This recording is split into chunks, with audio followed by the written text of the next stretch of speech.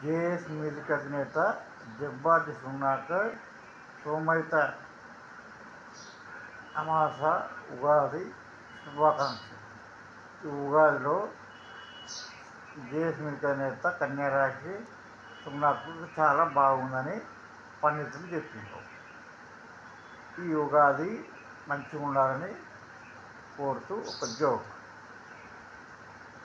ఉగాది నాడు పచ్చడి తిని హనుమంతరావు వారు తన భార్య సువర్చలతో ఇలా అంటాడు: సువర్చల సువర్చల సువర్చల కూడా పక్కకుంటే నా పానం అంతా నీ మీదకే ఉంటుంది, నా పానం అంతా నువ్వే, ఎన్నో రోజుల దాకా నిన్ను బాధ పెట్టా, ఇక ఈ ఉగాది నుంచి నిన్ను బాధ పెట్టా, దగ్గరనే ఉంచుకుంటా, నా మీద అడిగి నువ్వు మీ మామ దగ్గరికి మా మామయ్య సూర్య పోకు, ఆ శని అన్నంలో మర్చిపో, నువ్వు ఏమన్నంటే ఈ సున్నాకర జేఎస్ మీద యూట్యూబ్ ఛానల్లో ఇంకా పోదని ఈ పుండగట్ట కానీ ఏదైనా ఈ దగ్గరికి పో, ఎందుకంటే ఈ 3 రోజులు వర్షాలని చెప్పి వాతావరణ సూచన చెప్పిండ్రు.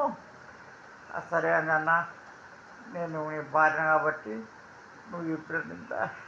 కానీ నాదొక చిన్న డౌటు, మరి నా పేరు మీద నువ్వు ఏమన్నా దాచిపెట్టినామా దాచిపెట్టలేదు? ఓటి మీద మస్తు బంగారులాగా దాచిపెట్టినా, మన దొంగల పడే కదా, ఏదో కొండగట్టినప్పుడు దొంగల పట్టు ఉన్నది కదనే, అప్పుడే బంగారం అంత పోయింది.